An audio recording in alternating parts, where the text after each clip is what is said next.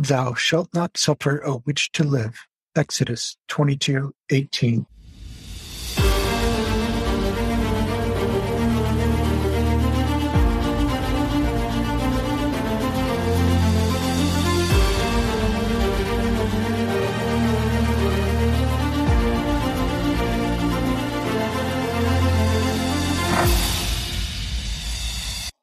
Welcome to another episode of Thou Shalt Not Suffer, the Witch Trial Podcast. I'm Josh Hutchinson. And I'm Sarah Jack. Today's guest is Dr. Danny Buck. We'll be discussing a witch hunt in Great Yarmouth, England, and comparing that to the Salem witch hunt. I am so excited to look at these comparisons with him, knowing that some of the ancestors and parents of the accused witches in Salem came from Great Yarmouth really intrigues me, and I'm looking forward to finding out about its history and who was doing what over there in the mid-17th century. We both have familial connections to Great Yarmouth. You through Rebecca Nurse, and both of us through Mary Hesty. The Town sisters were born in Great Yarmouth. Their parents were married there and able to start their family. Rebecca and Mary and Sarah's father was a gardener or small farmer there.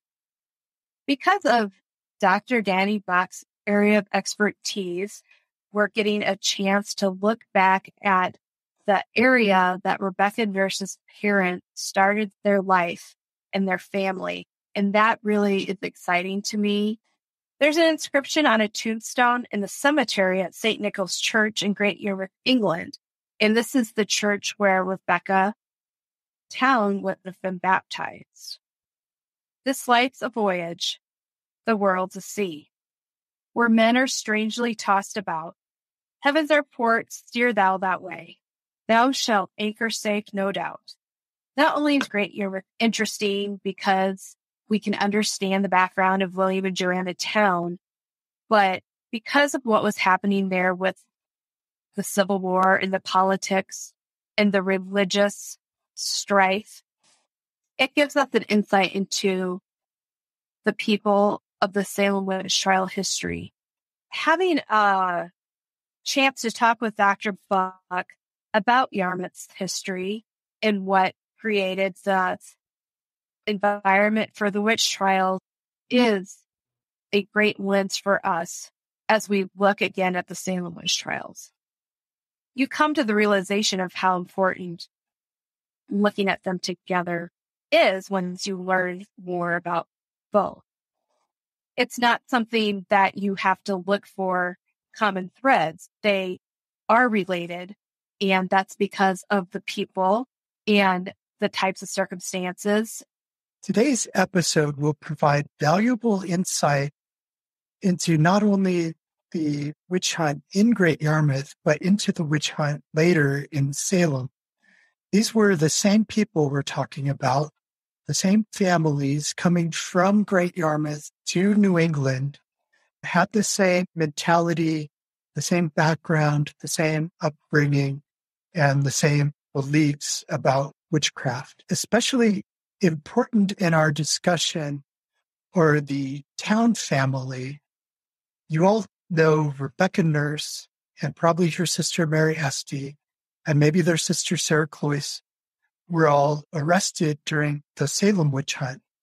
Rebecca and Mary were born in Great Yarmouth before their family migrated to Salem, where Sarah was born. Ultimately, sadly, Rebecca Nurse and Mary Hesty were executed, but Sarah Cloyce was fortunate to survive, though she was jailed under harsh conditions for a long period. We'll discuss them more when we get to our conversation with Danny Buck. Dr. Danny Buck is a research historian who has identified the relationship of the Great Yarmouth witch trial with the religious tensions between Presbyterians and Church of England conformists in the 1620s and 30s. Also, the challenge of Congregationalism, particularly in the 1640s. What are the preconditions for the Great Yarmouth witch hunts? What was the background of the community? That is a very interesting question because the good thing about getting to write a PhD on a topic is you can really go into detail. And I basically went back to 1625 to argue that some of the preconditions go back to just the existence of King Charles I and his reforms to the church and the tensions that caused between Puritans and particularly Presbyterian Puritans who want to create one unified Puritan church, and the Anglicans who at this time are being, well, not even properly Anglicans at this time, conformists to the Church of England who want to see a Church of England that's very pretty, that's very ceremonial. And these tensions and the desire for Puritan unity that come out of that seem to me the heart of what the witch hunt represents. Things that start in 1625, so that's 20 years before the witch hunt proper, create the tensions necessary within the community. I feel, and I think it's something we see throughout all the witch hunts, I think you've probably looked at, and I've looked at certainly, is the sense of a community divided and fearful of something. And in the first place, I think the idea of Presbyterianism, of a Puritanism that calls for a godly, unified society, really struggles with the concept and reality of division. Before the English Civil War, this division could be maintained because it could be used as a way of rallying against that Church of England, as represented by Laudianism, by this beauty and holiness, and in particular in Great Yarmouth, the hate figure of the local minister, Matthew Brooks, is something they can all rally against. They definitely agree they are against him. I've got a fantastic record from Matthew Brooks saying about how much he's hated.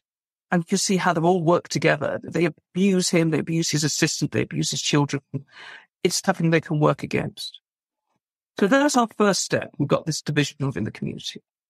But I don't think at that point it's necessarily inevitable. With the outbreak of what we refer to the English Civil War, we start getting a breakdown in society. Comparable to some of the breakdowns I think you must see in North America just before Salem, whereby government from London is getting truncated. There's a war on. Power is devolved down to the local area in terms of a military government called the Eastern Association. That means that instead of judges coming up from London, we're reliant on military figures. So this creates more power to localities. Towns like Great Yarmouth, they have to sort things out themselves. Also, there's a disjunction in government about deciding what religion is going to look like. There's this great calling together of ministers called the Westminster Assembly of Divines. And they spend years debating, arguing, and they agree they ought to have a Presbyterian settlement. But there's enough people who think that's not a great idea for there to be tension.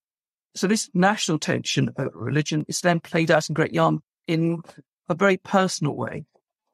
Firstly, one of the members of the Westminster Assembly of Divines, a man called William Bridge, is one of the leading proponents of what's called independency.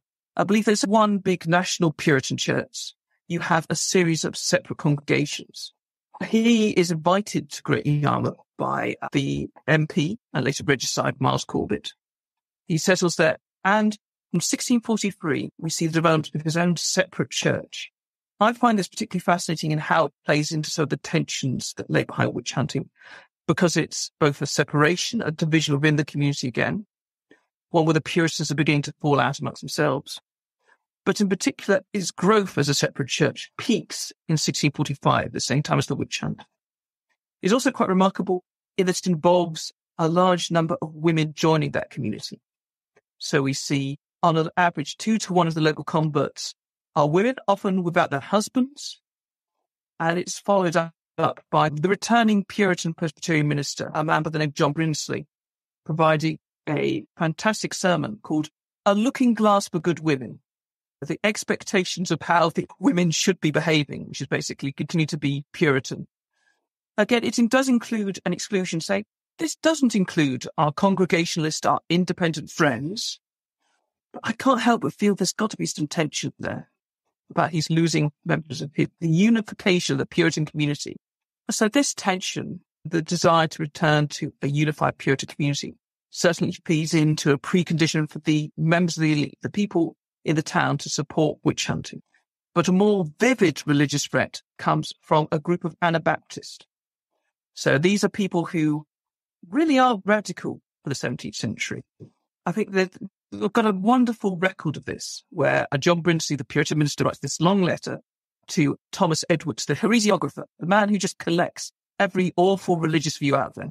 And at one point, he describes it as the worst heresy since time began, or since in Christian history, when John Boggis, this former member of the army, who's come into the town, part of garrison, he rolls up and he first of all, over grace, he says, who are we offering thanks to? Not to God. Another time, he describes the Bible as but paper. And probably the most awful thing is he bursts into the Puritan minister's dinner and decides he's going to declare they're going to debate. So this real separate private churches, separate communities, creating a real sense of fear and tension that makes this fear of people within your community. Again, attempts to remove John Boggis come in 1645, just after the witch hunt. It feels like a wider process of religious regeneration, an attempt to make the community feel more cohesive. But again, this is still feeding off real fears and tensions. We've got people whose children have been languishing for the last year and a half, feeling unwell. We have a problem of real economic turmoil caused by the civil wars that feed into this. But I can't help but feel the religious element is striking in how it defines what's possible and how people understand their conflict within their community. By 1690s, how settled is the Salem community? Are they feeling something unique and new? And obviously, we have the idea that American identity is something that comes more with the revolution. Is there a distinct sense of this colonial community having its own sense of itself by this point? I feel like they were still having tug of war over what that identity is going to be. Well, there was a sense in Massachusetts Bay Colony, especially involving the style of government. They very much wanted to be self-governed. They really valued the original charter they had from the king. In 1684, King Charles II revoked their charter, and they didn't have one again until 1692. After the witch trials had begun, the new governor showed up with the new charter, and they were rather upset in the colony about that charter. They felt that they had lost some of their liberties as a unique government. They were forced to tolerate other religions. That was one of their big things. They didn't want to tolerate the Quakers and the Anglicans and the Baptists. And you have that sense of a diabolical conspiracy in New England, very much.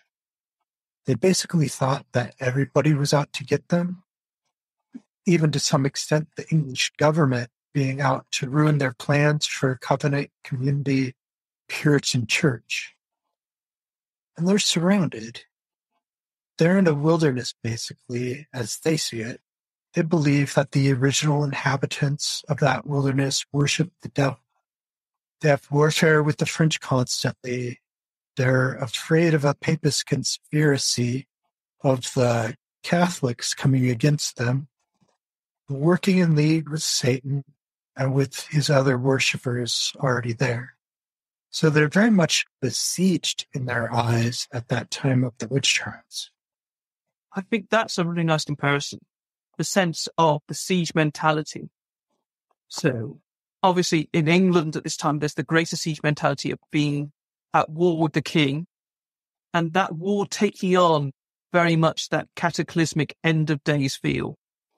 I imagine it must be similar during King Philip's War, the sense that all these townships that were thriving are now forced on their uppers. In Great Yarmouth, there's part of a wider trade collapse as it's reliant on merchants. It's sort of starving, strangling. There seems to be evidence of an increased population of people fleeing the countryside. On top of that, there are bouts of pestilence mentioned, and in particular for Great Yarmouth, the Great Stranglehold, the besieging comes from without, from the sea, where, as you may have read, there's highly reliant on the herring fleet. Herring, delicious fish, found in the North Sea, but to catch it, you often have to go all the way up to Iceland, right up the North Sea, which is fine in peacetime, but in wartime, Great Yarmouth managed to make an enemy of its nearby neighbour, the town of Lowestoft. And there's one man called Thomas Allen, whose ship was in Great Yarmouth. They took it because he was involved in a royalist plot.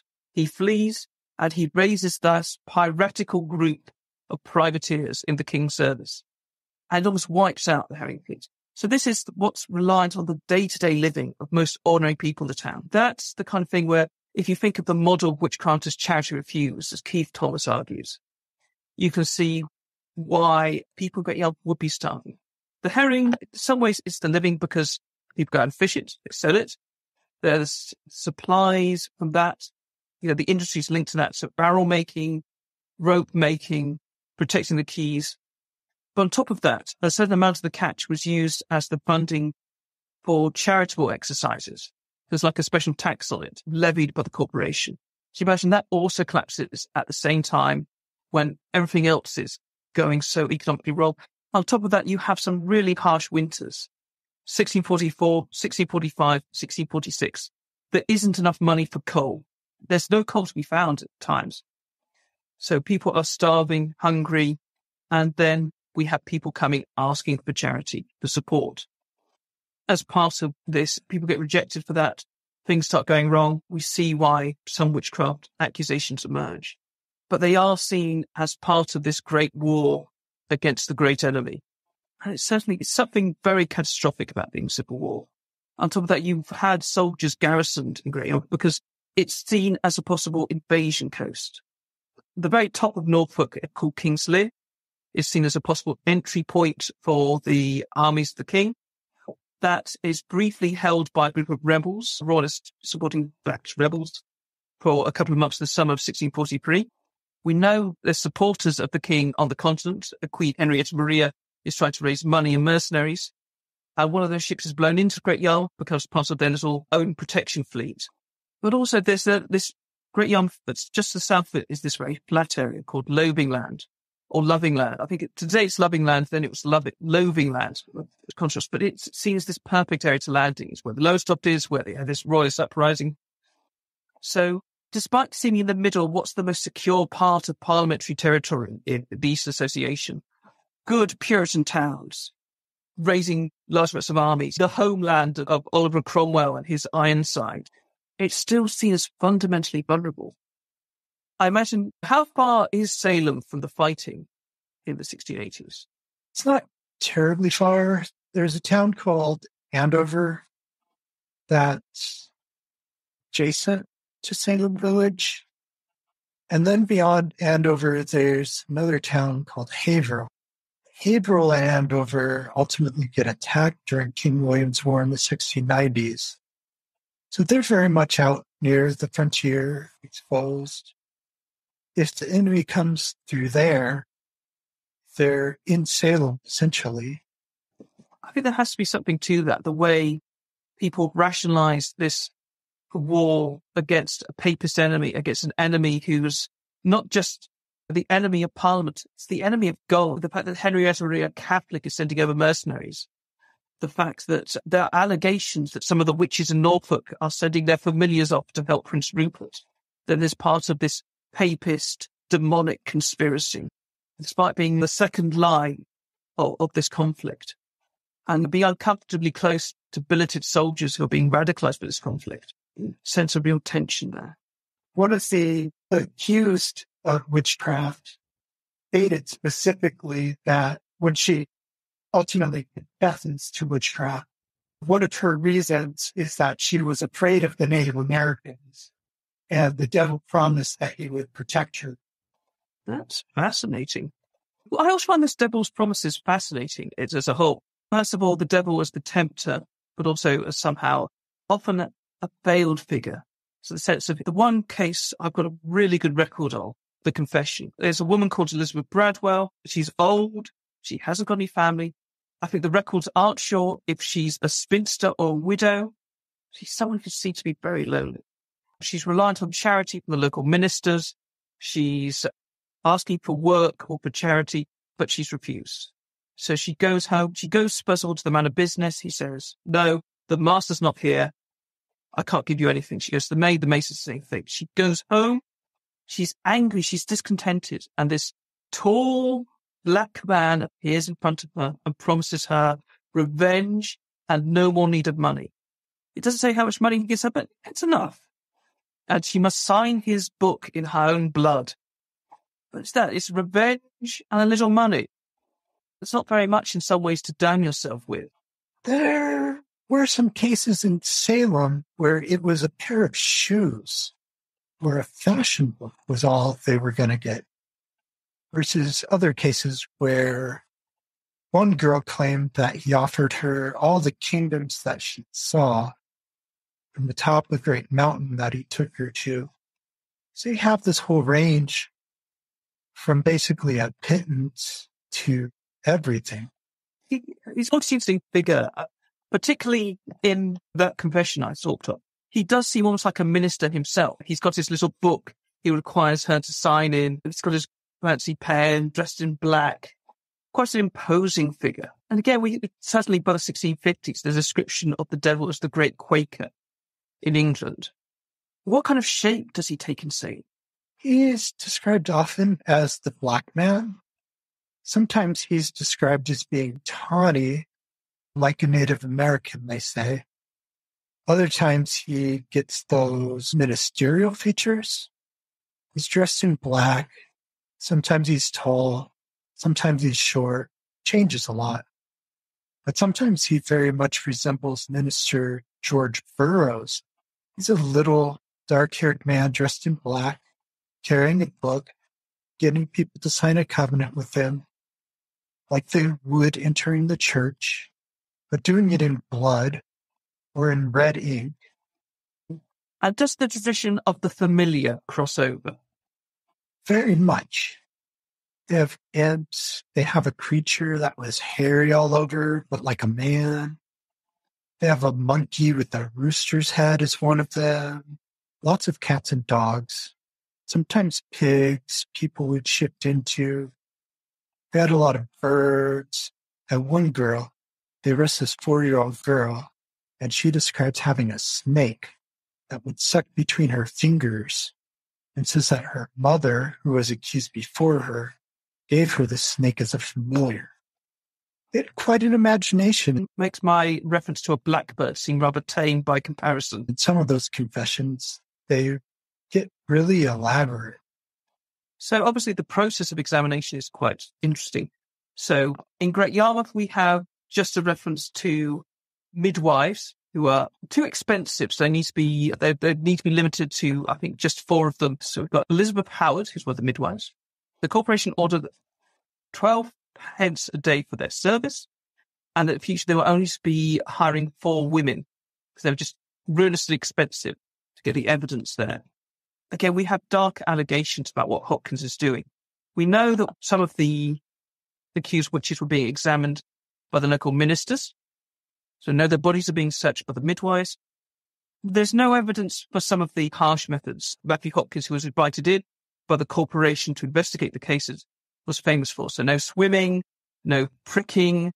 Again, we suspect they've been kept awake for a while at the jail, but we've got no evidence of that. What kind of methods are being employed by those searching for the witches in Salem? Not the same with the midwives searching for the witches' marks.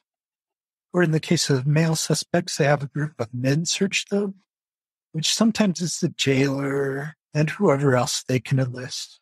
The marshal, maybe the sheriff. In some cases, they find these marks. They test them out, put a pen through the mark to see if anything comes out. If it's insensitive, the person doesn't feel it, then that's a witch's mark for sure. They have that going on. They have the magistrates doing the other examinations, basically grilling the suspect with a lot of leading questions, starting out with, why are you a witch? When did you become a witch? How long did you volunteer to serve him for? How did Satan appear to you? They're never asking them their side of the story. They're telling them their side of the story. There was no swimming in Salem. There was a bit in Connecticut. There was a case in Andover where they did a mass touch test, where they believed that the person that the witch had afflicted by making contact with the witch, transferred the magic back to the witch, would be healed. So they would take these afflicted girls who were having fits, they blindfold them, have them going around randomly touching people. And if they stop having a fit, that's a witch. So this actually happens in Andover, where they were quite intense and belligerent in trying to get people to confess there. No pricking. There are a couple cases, though, where they tie them neck and heels until the blood comes out of their nose and they get a confession. Yeah, I think I'll probably confess at that point. Yeah. And they leave them like that for hours and hours until that happens. There's some other cases where they might have done the thing of keeping them awake. There's some petitions that reference that idea, that they were basically out of their minds at the point that they confessed. It is shocking quite how close people were able to skirt the lines of what's expected of legality. Again, partly the argument of the witch hunt is that it is cruel necessity. That this is part of the war on demonic forces. Do you think that's why these things burn out so quickly? The very fact you're having to create these emergency measures, the fact you're having to carry something out, and it's supposed to be this radical solution, and it doesn't work. And also, it's just so traumatic for everyone involved, even those making accusations. Like in Great Yarmouth, we have 15 people accused by the end of September. So we start off with the first accusation, April 1645. Last one's in September of that year. We have half of them are convicted, lead to hanging in that year, and then a further 5 the next year come to trial, and none of them are found guilty. Already the desire to carry this out is sort of burnt out. The midwives are too expensive. Hopkins isn't invited back. It seems like it's this very sharp flame, but it can't be sustained very long. Josh and I were talking about how quickly that turned, that he had been invited on the first incident and then was not called for the second. Again, partly it's Hopkins' own myth. You know, he's someone who's very effective. But for me, he is fantastic as this sort of shamanistic figure. Comes in, he resolves your problem, he's invited in. But that only works as long as he's effective. Certainly with Great Yarmouth, I feel like Hopkins has already had a bit of a dry run because he has been invited to previous other towns connected to the MP in Great Yarmouth, Miles Corbett, where he also acts as the judge, the title at the time is recorder. So we've already got Aldborough further down the coast in Suffolk, where he's recorder, where he's obviously been involved in trials where Hopkins has arrived. And obviously Hopkins builds his reputation, first of all in Essex, where he's obviously been very successful about gaining conviction after conviction. But already by the middle of 1645, I think his ledger is beginning to wane. People are criticising his methodology. So we've got Thomas Scott. People are feeling he's not as effective, and they're paying him quite a lot for this. He's a gentleman. I think it's too cynical to see him as fleecing people to do this. I think he believes he's got the methodology. I think he believes he owes a certain level of respect for his status now. His self-declared witch-finder general status, which requires people to pay for his lodging as a gentleman should be kept. But they're still going to put you off at a time when I've mentioned tax income is going to be down because of the problems of the trade collapse. The North Sea is lousy with pirates. When the ordinary people are suffering because their area has been collapsed, there's plague going on. Providing the support for ordinary people is now going to be a much bigger burden. So you can justify bringing Hopkins as a short-term response, but you can't, because the English system, he doesn't get rewarded for this. The money doesn't come in from witchcraft trials. So you might get somewhere like Germany, where they can self-sustain for maybe a couple of years. Instead, he burns himself out, which doesn't help that. And on top of that, therefore, that the crisis continues in these towns unabated. And it's from 1646, we see that for religious toleration, as opposed to exclusion, reduces to the pressure, I think, for the witch hunt. But what brings the dying down in New England? In New England, I think they just reached critical mass with the number of accusations And they're starting to target the wealthier, more influential people. There's a rumor that they accused the wife of the governor himself. But they're going through these kind of brutal methods, especially in Andover. So you're accumulating resistance that way. A lot of petitions starting to come in saying these people confess that they didn't mean it because they were forced into it, driven to it. You have those things. You have just the quality of the people that they're accusing, very much religious people. You have Sarah's ancestor, Rebecca Nurse. She's seen as a pillar of the religious community in Salem Village, and yet she's accused. So you get that village divided fairly early on, and other towns that it spreads to, you have similar incidents there. In Salem town, they accused the minister's daughter. In Andover, they're accusing dozens of people related to the minister. And you just get this cumulative effect from those types of things. One of the comparisons between Great Yarmouth and the Salem accusations that I noticed was, I believe it was in 1646 when it really mattered if they had somebody that was standing up for them, if they were attached to a male or a powerful person. But in Salem, they were gathering lots of support and signatures, and that still was not like that. It looked like it was going to help Rebecca, but then it wasn't enough. The governor didn't do anything with all of those signatures. At one point, the governor does issue a reprieve of Rebecca Nurse, but then some people who aren't named, Salem gentlemen, show up and pressure him, and he reverses that. And her sister, Marytown Esty, is actually released from jail. The afflicted people have basically double the fits that they were having before, and the court reverses on that. But you have these petitions starting to gather steam, dozens of people signing them. It's one for a woman named Mary Bradbury. So you have a lot of support for the accused that builds as these popular people are getting accused. Yeah, I think the closest we get to that in Great Yarmouth big case is that of the local astrologer, Mark Prynne, who's a fascinating character. He's someone who the local MP has a grudge against for quite some time. Because there's a first accusation in 1637, then comes back again in 1645. It's a case I've really enjoyed because I got to talk about it in a second article, because this blows up in 1645 in a really interesting way. Because obviously astrology is this fine line. The astrologers themselves claim it's Christian, it's science, it's very ordered and disciplined, it's about just understanding the stars. But this chap, he's doing a good enough job that people are asking him for lost hats, lost cushions, lost metal items. So he's making it as a side hustle, I think they'd say today, between his job as an actual farmer, a tenant farmer.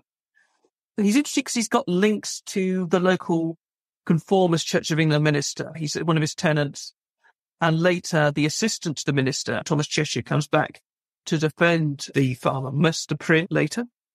But what's really interesting with the case is the MP involved, the recorder, Miles Corbett, he's made a few enemies. And I've got this fantastic 12-stanza poem by the water poet John Taylor, who just hates Corbett so much.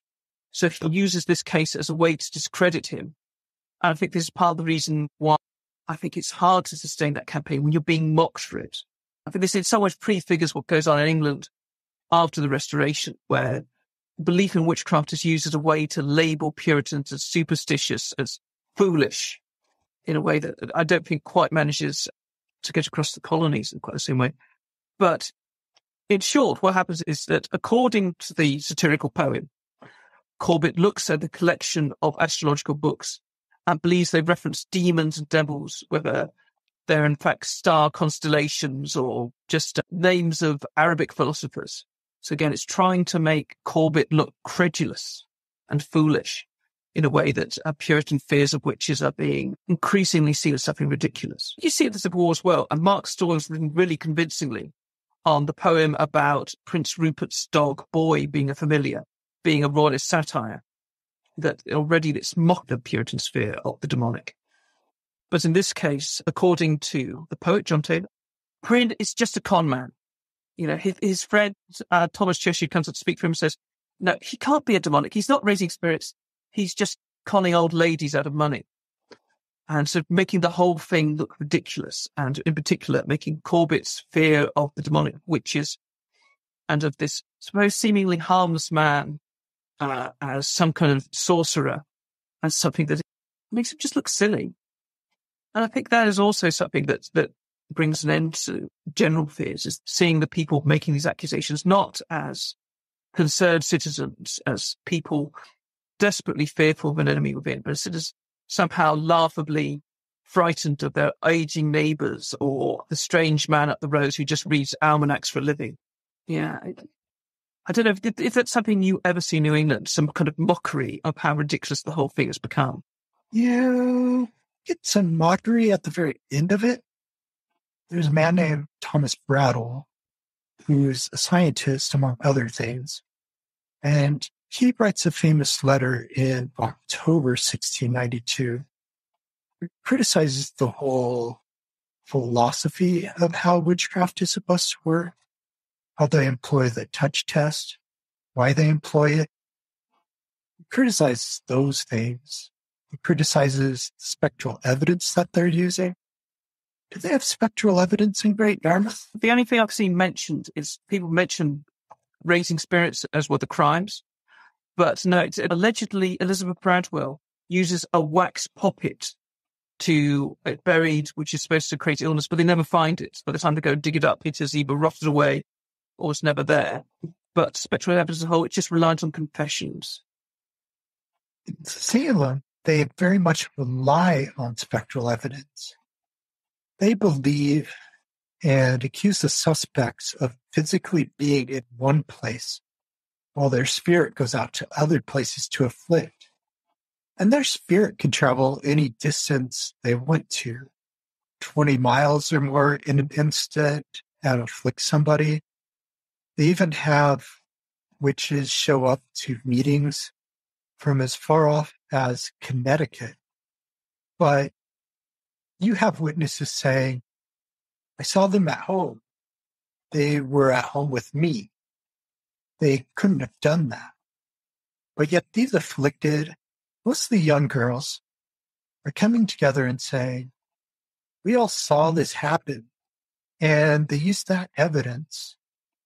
Even though we've spoken before on the show about the Connecticut witch trials, in Connecticut, you have John Winthrop Jr. serving as governor for a long time. He's actually an alchemist, a scientist, and he disputes the spectral evidence. Says you need to have at least 2 witnesses seeing these things happen at the same time. You can't have one witness come in and say, I saw it this time. Another witness say, I saw this other incident. You need to corroborate. So he gets rid of spectral evidence before Salem happens. This is in the 1650s, 60s, 70s. But then, interestingly enough, his son, Waitstill Winthrop, is one of the judges at Salem who accepts the spectral evidence. It's interesting how these sort of beliefs have such a hold over such a time. Early on, the judges asked a group of Boston area ministers for advice. They wrote what's called The Return of Several Ministers. In it, they're cautioning against the use of spectral evidence and against some of the other aspects. But then at the very end, Cotton Mather, one of the most famous divines in New England, writes on there, but proceed vigorously against all those who have rendered themselves obnoxious. So he's advocating for speedy trials, a quick resolution to this, because he very much believes in the diabolical conspiracy and sort of contradicts what the rest of the letter said. So the judges choose to basically ignore all of the letter, except for that last bit. They're led by William Stoughton, who's the deputy governor, and he really takes a hard line, agrees that there's this conspiracy happening and they have to get the devil out of New England before he destroys all of the churches. When Dr. Buck asked about mockery, I was thinking Ben Franklin came to mind because there's that essay that possibly he wrote in 1730, A Witch Trial at Mount Holly. That just popped into my mind. So I was thinking about that was like 40 years after witch trials. Again, just the sort of scale of history that, again, we've got Rebecca Nurse, Sarah Cloyce, both of these are Mary Town. They leave Yarmouth 10, 15 years before the trial in the big witch hunt in Great Yarmouth. We've got trial happening. Then people above that are people who know Ben Franklin, and then leading on to the Revolution. Only a couple of generations of that span. That's fascinating. Also, I think it's very interesting when you talk about Franklin's mockery, comparing that to the famous poem, which mocks a lot of the Civil Wars, by Samuel Butler, Hudibras. He brings in the figure of Hopkins as someone who's got the devil's book. He's secretly a witch himself and then is hanged for it, when in fact he died of tuberculosis a couple of years afterwards. That, again, that mockery of making it the past, finding a way to get past it and reject that era. I think that's quite interesting as how you get perspective past it and try and reduce the horror of it all, perhaps. Yeah, it's an interesting point how the spread of time works there. Because in Salem, the oldest victim is 81 years old at the time that he's pressed to death with stones because he refused to stand trial. So he's born in around 1611.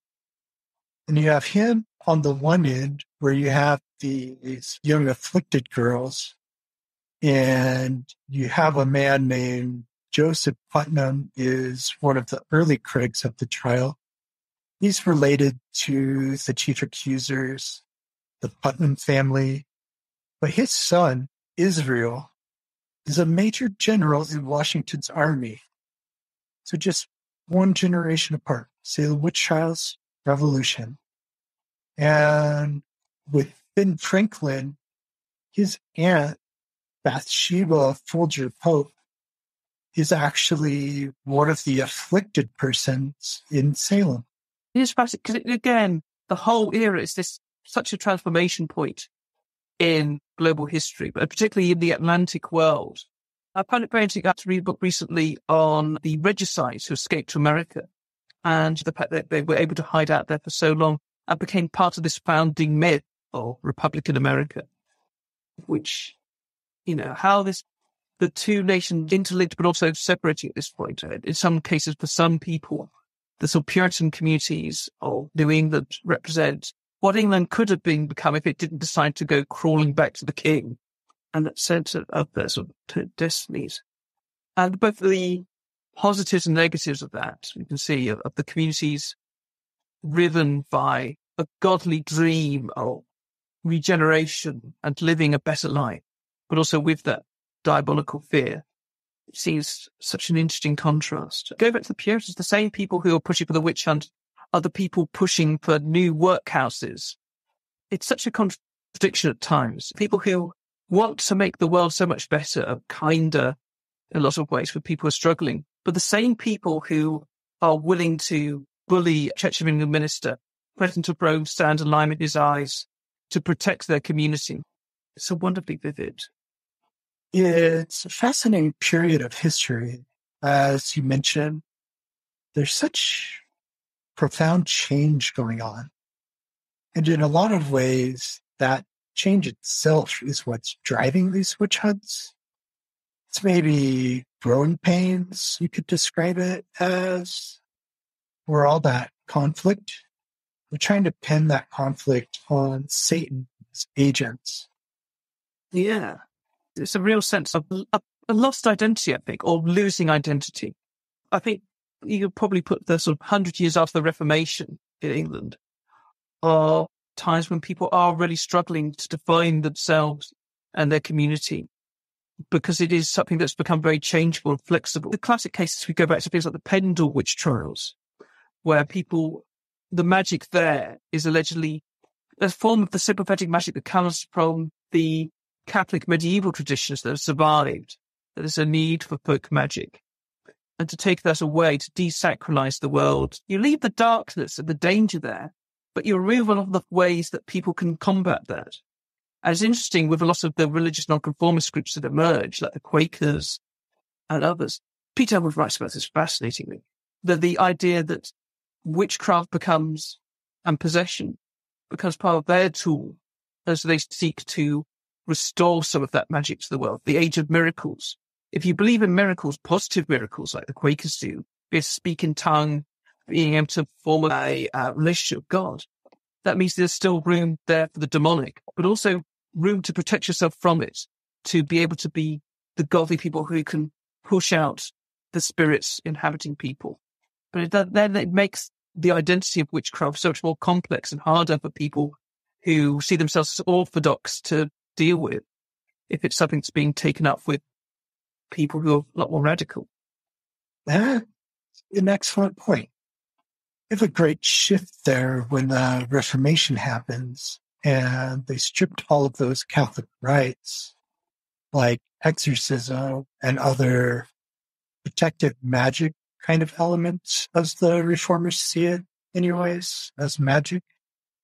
And then you're left with nothing but witches and the idea of the satanic pact, where people are actually in league with Satan, physically meeting him and covenanting. I think there's definitely a case. There are two options for you. If you're godly enough, if you go to church enough, the devil can't harm you. If you haven't got that, you're a small child, then you're in danger. And it doesn't seem, there's no kind of protection available except to get the person to confess, to get the ministers involved, to defeat the magic. The power to defeat witchcraft seems to be upwards in the social scale. Your gentlemen like Hopkins, your witch finders, your magistrates, the judges who can be given God's power to judge the unworthy and to deal with them, or ministers who are educated enough to know what's going on. Fits in some of the idea of Puritan and the focus on the word, the focus on ministry. I'm really thinking about the Quaker thing and that piece of their power, their godliness, giving them power over evil, that progression of personal religion. That's very interesting. My mind's thinking about that. Yeah. But it's also interesting because people take it the opposite way. Elbeck had written fantastically on this, that the fact they can do miracles means they seem to be angels clad in raiments of light, but are they secretly of the devil's party? There's a point in the 1650s where the devil is called the Great Quaker, as a belief that the miracles being done by men like George Fox are in fact demonic magic. Or that the fact that they suddenly start spreading so quickly, they're bewitching people. There's a contemporary theory that the ribbons they were giving out were actually charms. During the 1650s, they are so controversial. Sometimes they're playing Jesus, one of them entering Bristol on a donkey, having palm leaves thrown in front of him. Sometimes seem to be linked to plots of revolution. But they're so nebulous as well that they can be seen as this underground force. But it's interesting that they, despite these fears of them, there isn't the pressure to condemn them as witches. They're called witches behind their back. You face these allegations, but they're not convicted of that. So as they're convicted of heresy, so it's just locked up for being annoying, but they never face witchcraft accusations against them, even though the popular imagination casts them as witches. Again, push that shift of that push for toleration after the Civil War. And Josh, which executed, accused, quoted a Quaker curse? Sarah Good, when she said, "The devil will give you blood to drink," that was from the Bible, but it was used in a famous Quaker sermon or other publication. And that was directed to the minister Nicholas Noyes. And then he's believed to have actually died with blood in his mouth. That's a famous legend associated with it. There's a couple of curses. I think my favourite one of that is nearby King's Lynn, I mentioned before. the story of a witch accused there, I think earlier than the Hopkins hunt, who was being burnt. So again, popular folk story. Her heart exploded out, and you can still see the patch on the nearby church where her exploded heart hit it. That's intense. We got again, the sense of wilderness sometimes, which again, we think of England is pretty tamed.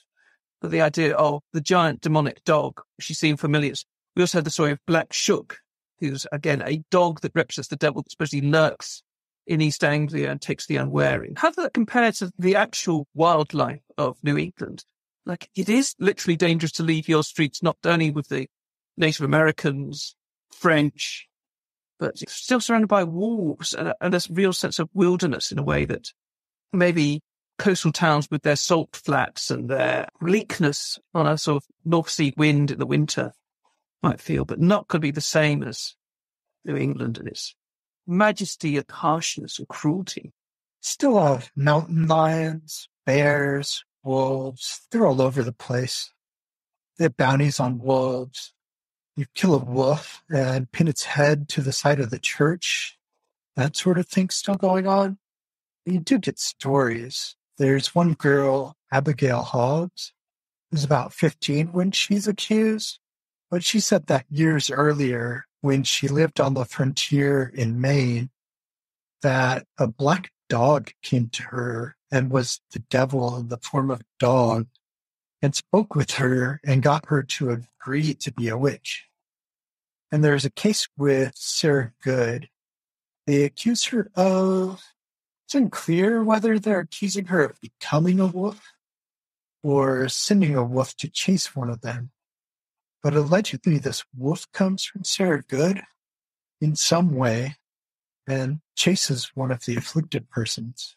There's obviously the foundation myth of Matthew Hopkins, in the fact he went out there and was faced with this giant black dog. His dog ran away, but he stood firm as evidence he was being pursued by these witches. Oh, there is some preventative magic used in East Anglia, which seems to come across this period, with the witch bottle. Is this something we see sometimes in New England? The fact that people fill a bottle full of urine, that urine is believed to contain the magic, often soaks some iron and then put into the fire as a way to break. We have a variety. We just spoke with someone a few days ago about folk magic in Salem. One of the things that they would do would be to nail a horseshoe above their door to prevent a witch from entering. They'd also bury things that are near the hearth to prevent a witch from coming down the chimney. Still find in these old houses shoes, dead cats, interesting artifacts. We do have some stories of the witch bottle itself. They bake a witch cake to identify a witch. They make a cake, they feed it to a dog, and it's unclear how they expected to identify the witch, but that was their practice in one case. Some of this sounds faulty familiar. Obviously, these are the same communities, the same traditions survive. There's one dead cat I've seen for the Ipswich Museum collection a couple of times now. Shoes survive that. That's really interesting. Is there any tradition of marks above the hearth as well as a for protection?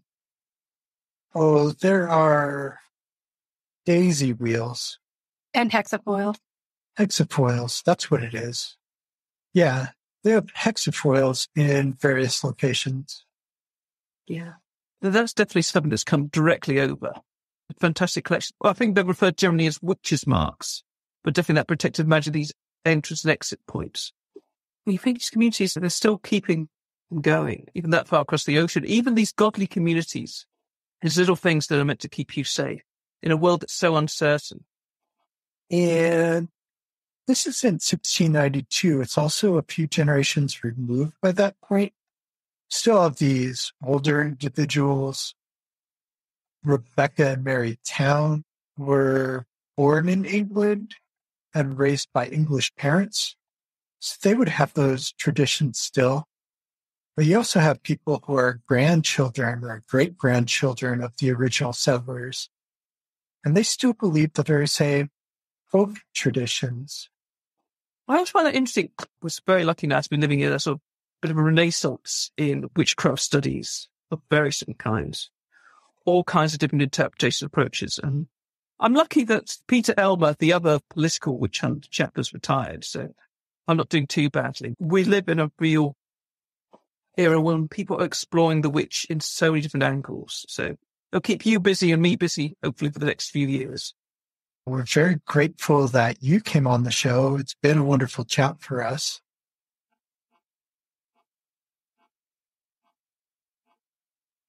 I think, if anything, I've learnt more from this than probably you and your audience. So I've really enjoyed my time. And now Sarah has an update on witchcraft-related persecution going on now. Welcome to this episode's Witchcraft Victim Advocacy Report, sponsored by End Witch Hunts News. Over the last several weeks, I've been bringing you witch hunt happenings in your world.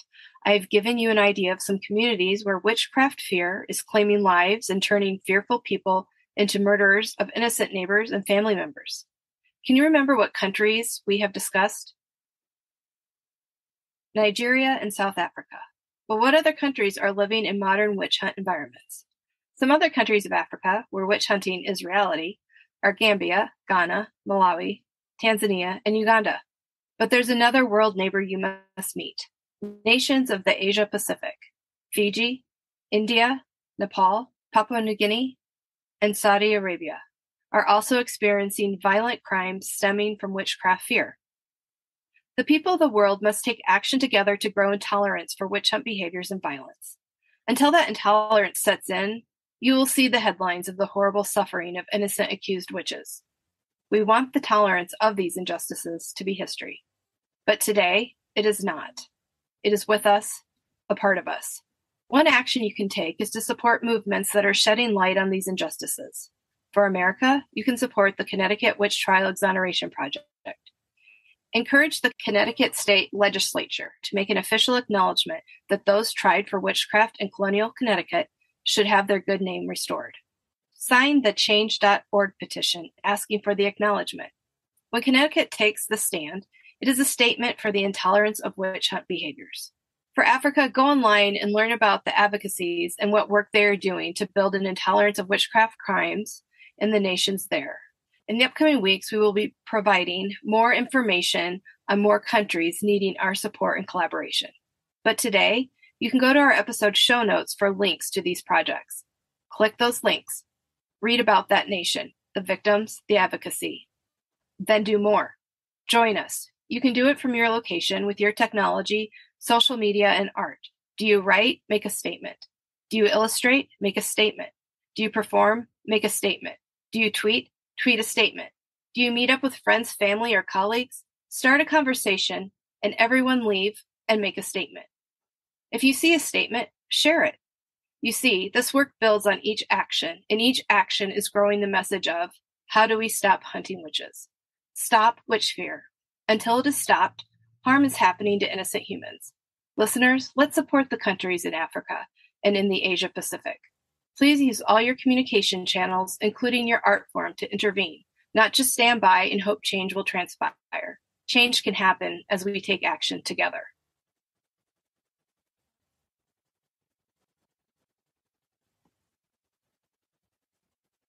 Thank you, Sarah, for shining light on these dark events. You're welcome. Thank you all for listening to Thou Shalt Not Suffer, the Witch Trial podcast. I'm really looking forward to next week's topic with Cassandra Roberts-Hesseltine and Dr. Annika Vahama. We are going to discuss their documentary, The Last Witch. The Last Witch follows the 8th grade class from North Andover, Massachusetts, and their teacher, Carrie LaPierre, as they work to exonerate forgotten accused witch, Elizabeth Johnson Jr.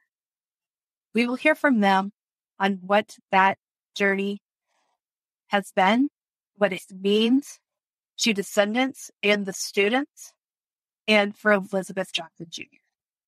Like, subscribe, or follow wherever you get your podcasts. Goodbye. Have a great day and a beautiful tomorrow. Thou shalt tune in next week.